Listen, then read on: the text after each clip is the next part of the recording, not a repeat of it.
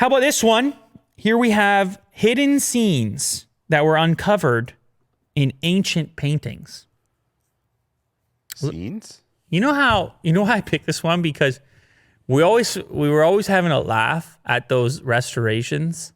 Yeah. When they would do the botched restoration. They would try to do the restoration by hand, and then it would go horribly wrong on some sort of very important or very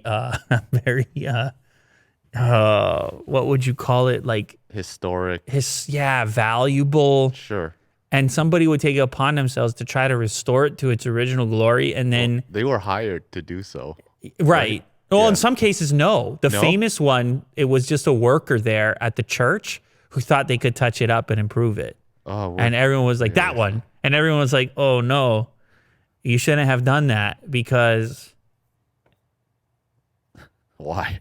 Because, I don't know, for obvious reasons, but everyone has had this experience, Will, where you're like drawing a picture or painting or something, and you screw up, and then you try to fix it, and you make it worse again, Sure. and then you try to fix it, and you make it worse again. Mm-hmm. We've all had this experience. It happens. Now, in some cases, you can't just start over. You can't grab a new sheet of paper, like in the case when you and I might be drawing something. Yeah. And so you end up with some terrifying... Imagine the feeling, the pit in your stomach as you're looking at your restoration and realizing what's about to come down on you. Mm-hmm. It's a scary... Anyway, in this case, they used some new technology to actually bring back to life elements from the original painting. Okay. So that it wasn't nearly as risky as pulling out the paintbrush and slapping it on there. Scientists are using a new technique, and they've uncovered a colorful, once hidden scene in paintings of ancient Etruscans, a group of people who flourished on the Italian peninsula around 2,500 years ago, at a time before Rome became powerful. For instance, they found new details in a painting from the Tomb of the Monkey and scenes of an underworld in another work of art. So you're making history over here. This is kind of a cool thing. Here's a quote. A major issue is the significant loss of information on the polychromy colors of the preserved paintings, with special regard to some specific colors owing to their physical chemical composition.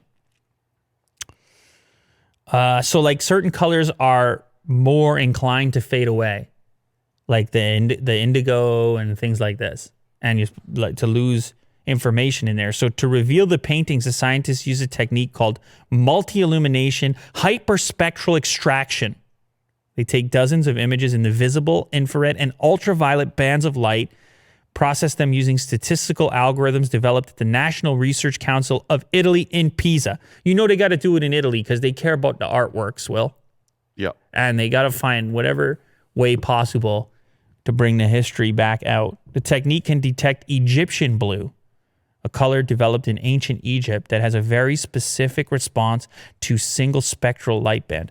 Wow. It's beyond it's beyond the scope of...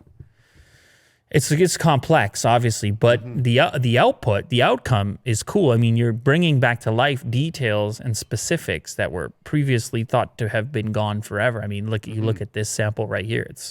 You don't even see the tool in the hand at all. Yeah. In that example.